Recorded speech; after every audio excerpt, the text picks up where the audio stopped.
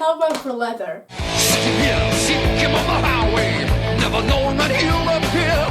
They could have entitled it Sermons That Sound Exactly Like Judas Priest, but with mostly mediocre songs. Oh, it's not as bad as that. Come on, there are a couple of good tracks on there. What we have here is Sermons of the Sinner, K.K. Downing's first project after a decade outside of Judas Priest. Unless you count his Metal for Men line of male fragrances. Or the Golf Resort. Apparently Downing, when he was informed of the 50th anniversary tour that Priest recently embarked upon and then was forced to cancel due to Richie Faulkner's aortic aneurysm / dissection on stage, he approached Judas Priest about taking part in the tour alongside of Faulkner, but was turned down. But here he is, back in action after all this time, with this new platter, Sermons of the Sinner. Here, Sermons of the Sinner has, we could only guess K.K. Downing as a priest here. I'm going to guess from the hair here. And we have pictures of the band on the back with K.K. Downing on guitar, Ripper Owens on vocals, Adrian Mills on second guitar, Sean Elg on drums, and Tony Newton on bass. I imagine that Ripper Owens doesn't need a whole lot of introduction here. The man's actually been in Judas Priest. He was Rob Halford's replacement in the late 90s and was on both the Jugulator and Demolition albums. Apparently Les Binks, who was in Judas Priest in the late 70s and played on Stained Class and Hellbound for Leather, was supposed to be the drummer on this platter, but was forced to sit out due to an injury. And the word is that he'll be joining them on tour every now and again. Now it has to be said, whatever one thinks of the overall songwriting here, this band smokes. These guys sound phenomenal playing together. Downing is at his ripping best. A.J. Mills on the other side of the stage is also a phenomenal shredding guitar player. Tony Newton's a bass player that's always got an interesting line to play, and it doesn't just sit on the root note. And Sean Figs is a powerhouse of a drummer. It is, for the most part, an exceptional sounding band. And it sounds an awful lot like Judas Priest. Except when it sounds like Maiden.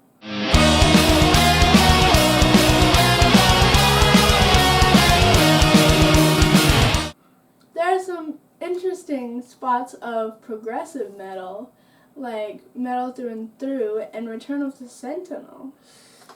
Yeah, those two tracks are a bit of a departure from the sound of most of this album. A huge percentage of this sounds pretty much exactly like you would expect a classic Priest record to sound. But those two particular tracks that I just mentioned are a little off the beaten path.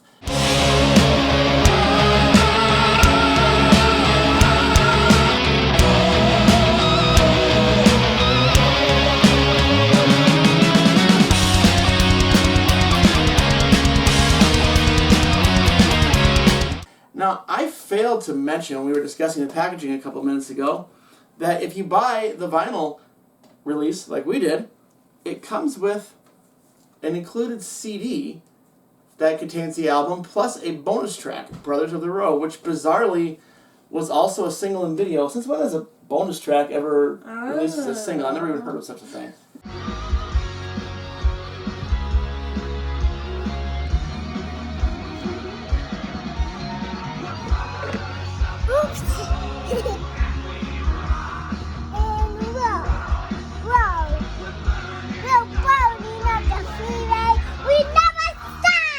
The running order here is bizarre simply because we've gotten used to a lot of metal albums that are a bit front-loaded. All the best stuff's on the first side. This record is bizarrely back-loaded. Most of the first side, if I'm being honest, it sure rips, but I'm just not hearing great songs, really anywhere. The only song on the first side of this platter that I even remotely dig is Sermons of the Sinner, And even that breaks down a little bit on, well, the breakdown, in which we get an incredibly whiny sounding vocal from Tim Owens and some of the worst lyrics on the album. And speaking of which, we have to talk about the gorilla in the room. Yeah, we kind of do, don't we? The lyrics on this album suck front to back. Now, let me read you something here off of the lyric insert, which also comprises the record sleeve. It says, all sermons composed by K.K. The record, by the way, was also produced by K.K. Downing. It becomes abundantly clear listening to these songs that K.K. Downing was not a big lyric writing force in Judas Priest. Honestly, we already kind of knew that. Now, I'm not saying Halford always pens a winner. There are certainly some epic lyrical abominations in the Judas Priest catalog, but this whole album is like that front to back. Even on the tracks that I absolutely love, mostly on the second side of this platter, I'm having to actively ignore the lyrics. Enough so that it's a problem. KK, love you to death, man, but on the next album, get somebody else to pen the words. Seriously. The record, however, sounds amazing. The production is really good. Everything pops. You can hear everything. Yeah, tight, punchy, powerful.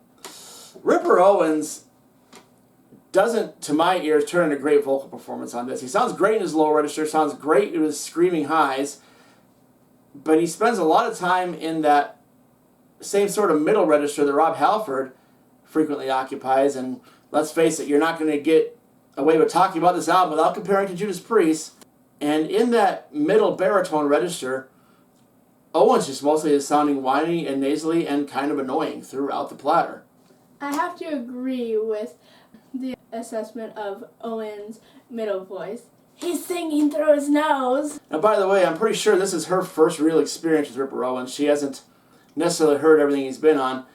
And of course, here we have kind of a long-standing tradition for Owens, being the singer on an album upon which he had absolutely no songwriting input. Please, KK, give Ripper a chance with lyrics. To be honest, it's so frequent for Owens that I'm not even sure what kind of a songwriter he is. If you look at the Iced Earth catalog, the stuff he did with Priest, any of that, he really didn't do any writing. Now, Downing has said in the press for this album that he's already working on the next album. It'll be much more of a band project. And I'm sincerely hoping that it involves somebody else doing some lyric writing. As for the songs themselves, once again, Side B is really where it's at. Most of Side B is solid to exceptional. I already mentioned both Metal Through and Through and The Return of the Sentinel, which are the least Priest-sounding things on the whole album, and in fact bridge over heavily into progressive metal territory in ways that Judas Priest has barely touched on down through the years, and they do it really, really well. So this could be a legitimate way forward for this band going to the second album into the future to get away from the whole Priest clone gestalt, which is what they're mostly occupying here at the moment. Best song?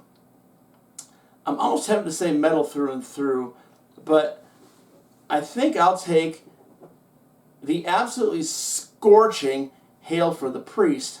The bell, it chimes, the graveyard in the mist. The figure stands in darkness, one tries to resist. Least favorite track? With the exception of Sermon of the Sinner, you could pick almost anything on the first side. I'll go with the completely tepid and underwritten Raise Your Fists. My personal favorite is probably Return of the Sentinel. It's more progressive, and they do it really well.